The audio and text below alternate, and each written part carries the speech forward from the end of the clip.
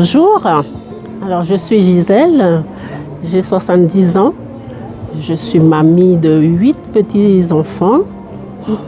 J'ai eu mes 70 ans au mois de décembre, j'ai fêté mon anniversaire et vraiment dans ma tête, je ne me sens pas du tout vieille. Et je sais équilibrer mes activités, je continue à vivre, hein, je ne me sens pas du tout vieille, au contraire.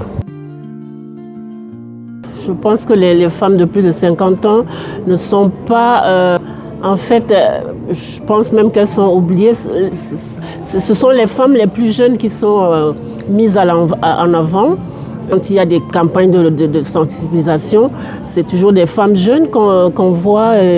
Les femmes plus âgées, bon, je pense que c'est aussi un trait de la société qui privilégie la jeunesse. Hein, donc c'est l'un des aspects qui est quand même regrettable parce que à 50 ans, plus de 50 ans, on continue à vivre, on est utile à la société. Ah oui, la prévention, c'est la clé de tout, hein, parce que quand on met l'accent sur la prévention, ça évite d'avoir des problèmes par la suite. Et le meilleur moyen d'être en bonne santé, c'est de faire de la prévention. Sur la nutrition, sur l'environnement, sur plein de choses qui impactent la santé avant qu'on ne tombe malade.